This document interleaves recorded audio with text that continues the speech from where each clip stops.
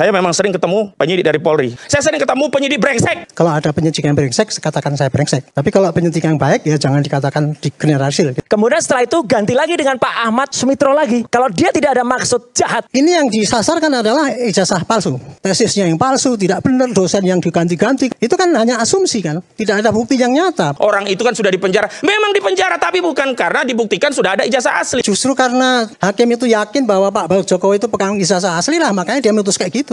Keraguan terhadap foto yang beredar di media sosial. UGM pun tega mengubah sejarah. Tapi kalau itu dijadikan bukti ya kepada hakim ya nggak mau dong mengatakan itu. Ini semua sumber kegaduhan itu hanya satu, Saudara Joko Widodo. Jangan menafsirkan di luar-luar kayak gini, itu namanya menghasut, Pak. Oh, nggak menghasut, Pak. Jangan, saya tersinggung kalau disebut menghasut. Kita ini berpendapat. Ya. Saya anggap itu menghasut. Baik, saya tidak terima ini dianggap menghasut. Silakan. Saya juga silahkan Anda mengatakan menghasut. Silakan. Cara Anda ngomong itu adalah menghasut. Kami sebenarnya datang ke sini itu sudah ingin mendapat jawaban. Kalau seandainya itu ijazah itu asli, ya pasti yang ini provokator pasti jadi tersangka yang dikirim ke pengadilan. Kan ini banyak korban yang lainnya. Ini semua sumber kegaduhan itu hanya satu, Saudara Joko Widodo. Kasus Bambang Trimulyono, saya tambahkan lagi. Katakanlah kalau klien kami ini harus dipenjara, jangankan 10 tahun, 100 tahun, 200 tahun, 300 tahun, udahlah nggak apa-apa. Yang penting bangsa kita tahu, oh ada ijazah asli. Menjadi tenanglah negara kita. Kita terbebas dari dosa sejarah, pernah mewariskan negara dengan legasi, pernah dipimpin oleh seorang presiden tertuduh ijazah palsu. Bersihlah nama Pak Jokowi. Hancurkan saja Bambang Tri. Nggak apa-apa lah, yang penting ijazah itu ada. Ternyata tidak ada juga. Tidak ada. Makanya klaim-klaim yang menyatakan, oh itu kan sudah dibuktikan melalui pengadilan. Orang itu kan sudah dipenjara. Memang dipenjara, tapi bukan karena dibuktikan sudah ada ijazah asli. Cara praktis untuk membuktikan itu kan hadirkan ijazah aslinya. Proses Mabel Polri itu sebenarnya adalah proses untuk melegitimasi bahwa ijazah Saudara Jokowi asli. Dan kemudian dihentikan di Mabes Polri. Selanjutnya itu menjadi bukti untuk menjerat klien kami di Polda Metro Jaya. Ini yang nggak fair. Kalau ada penyidik yang brengsek, katakan saya brengsek. Tapi kalau penyidik yang baik ya jangan dikatakan digeneralisir gitu. Mengenai putusan Bambang itu ya, itu kok nggak dibuktikan itu ijazah asli ya. Justru karena hakim itu yakin bahwa Pak Jokowi itu pegang ijazah asli lah, makanya dia memutus kayak gitu. Kalau protes ya silakan aja protes pakai peradilan lagi. Jangan menafsirkan di luar-luar kayak gini, itu namanya menghasut, Pak gitu.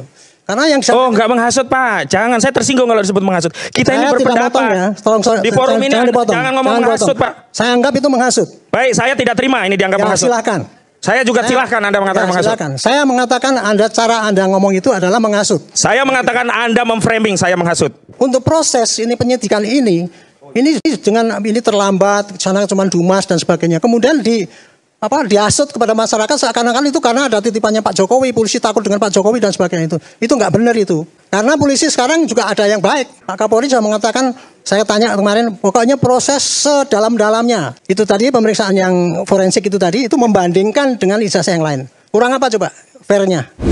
Saya sedih, Bang. Saya sedih, Bang Adi. Karena di kampus yang saya cintai. Ya, saya S1, S2 dari UGM. Kapan yang namanya skripsinya Pak Jokowi? Itu diupload tahun berapa? Melakukan perubahan lagi pada tahun 2025. 13 tahun setelah Pak Profesor Dr. Ahmad Sumitro wafat. Itu kemudian 13 tahun sudah itu diubah. Kalau dia tidak ada maksud jahat. Kemudian tiba-tiba ada Pak Nardi ini masuk. Nyempil di situ. Kemudian setelah itu ganti lagi dengan Pak Ahmad Sumitro lagi. Ini yang disasarkan adalah ijazah palsu. Tapi tadi yang disasarkan tesisnya yang palsu, tidak benar, dosen yang diganti-ganti, katanya menuduh bahwa itu dosennya dirubah karena dibantu oleh UGM untuk ini. Itu kan hanya asumsi kan, tidak ada bukti yang nyata. Baru karena di dalam laman itu berubah, wah berarti ini UGM membantu Pak Jokowi. Seakan-akan kan gitu timbul prasangka yang kayak gitu kan itu. Ini akibatnya sehingga kasus ini jadi berlarut-larut panjang karena menimbulkan sangkaan-sangkaan yang terbang di mana-mana itu. Prof Mening pun mengatakan tidak benar. Terkait ijazah ini ya? Terkait ijazah, terkait skripsi, terkait bukti-bukti yang buktinya. Jadi apa artinya? UGM pun harus di-challenge gini. UGM pun tega mengubah sejarah yang seharusnya itu tidak dilakukan hanya demi mengikuti ijazah yang mungkin salah tulis. Ada jejak digitalnya. Tapi tidak akan saya omongkan di sini. Tapi kalau perguruan tinggi itu mengeluarkan ijazah yang asli, apakah itu dianggap itu ijazah palsu? Walaupun tumbuhnya dulu mungkin ada cacat hukum ya gitu ya. Tapi sepanjang itu dikeluarkan ijazah yang asli, ya itu kan asli.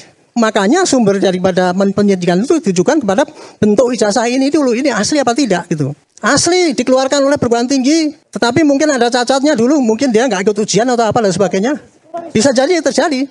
Tapi kalau itu dijadikan bukti ya kepada hakim bahwa ini Pak Jokowi ini ijazahnya ini katanya dosen asli. Tetapi dia nggak lulus tesisnya ini.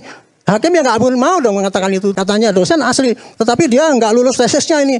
Hakim ya nggak mau dong mengatakan itu. Bunyinya udah jelas ada undang-undang. Siapa yang menuduhkan harus membuktikan kan gitu. Itu kok perdata. Tapi kalau pidana, siapa yang menuduh itu kasihkan bukti. Ini gonjang-ganjing selama ini terjadi karena apa? Karena masing-masing ingin memaksakan kebenaran tuntutannya itu tidak dengan jalan yang tepat. Akhirnya ngomong ke mana-mana minta dukungan. Eksesnya itu sangat negatif, menimbulkan kegaduhan ya. Kalau saya ya menyarankan digelar terbuka. Waktu saya di Repidum ya Pak ya. Untuk menentukan kasus-kasus yang kira-kira akan saya hentikan, kurang bukti itu. Saya panggil semua itu. Naga-naganya dihentikan nih. Saya Bentar. tolong ya. Saya menghargai Anda ya. Siapa? Saya pun dia. Supaya laku dia gitu caranya. Mohon maaf Pak, jangan begitu Pak. Nah, makanya Itu subjektif itu. Kalau dihentikan itu supaya laku dia gitu caranya. Mohon maaf Pak, jangan begitu Pak. Nah, makanya Itu subjektif itu. kalau dihentikan itu alasannya kira-kira apa, Pak? Ya itu tadi menimbang bukti tadi. Kan itu bukti tadi kan ada yang positif negatif itu. Ya. Iya kan? Semua alat bukti itu pasti ada yang meringankan dan ada yang memberatkan. Baik. Ada hakim pun gitu, Pak. Hakim pun mempertimbangkan alat bukti itu yang plus dan minus. Mana yang lebih berat itulah yang diambil kan. Pasti gitu hakim mengambil kesimpulan. Jadi kalau seandainya dihentikan itu kalau bukti-buktinya tidak cukup. Tidak cukup. Jadi pasti ada oknum. Makanya sampai Profesor Sofyan Effendi, mantan rektor UGM pun, itu juga melakukan, ini UGM kok kayak gini sih penjelasannya. Beliau itu gemes loh dengan kayak gini. Dan beberapa kagama sekarang, keluarga alumni Universitas Gadjah Mada juga menyatakan ini. Penyidik sudah meriksa semua UGM tuh. Semua satu deret, mungkin ada berapa poin tuh positif bahwa itu asli. Pak Roy ngasihkan juga berapa? 20. Tapi bukti yang disampaikan itu valid apa enggak? Itu dinilai itu Pak. Bukan hanya banyak-banyak bukti, tapi yang kira-kira berkesesuaian apa tidak. Tapi kalau dihentikan, diambil putusan. Iya, katakanlah misal bukti kurang, tapi kan Pak Jokowi seharusnya merasa dirugikan gitu. Ini yang mana yang dihentikan dulu Pak? Kan ini ada dua kasus nih. Yang satu kasusnya membuktikan bahwa ini jasa palsu, yang satunya kasus mengatakan bahwa ini provokator, pencemaran nama. Ini nanti ya Pak, kalau seandainya pembuktian ijazah itu asli itu tidak berhasil, artinya itu ijazah itu asli. Ya pasti yang ini provokator pasti jadi tersangka yang pembuktian ijazah itu asli itu tidak berhasil, artinya itu ijazah itu asli. Ya pasti yang ini provokator pasti jadi tersangka yang dikirim ke pengadilan. Katanya dosen asli, tetapi dia nggak lulus tesisnya ini. Hakim ya nggak mau dong mengatakan itu. Katanya dosen asli, tetapi dia nggak lulus tesisnya ini. Hakim ya nggak mau dong mengatakan itu. Bunyinya udah jelas ada undang-undang. Siapa yang menuduhkan harus membuktikan kan gitu. Itu kok perdata. Tapi kalau pidana, siapa yang menuduh itu kasihkan bukti.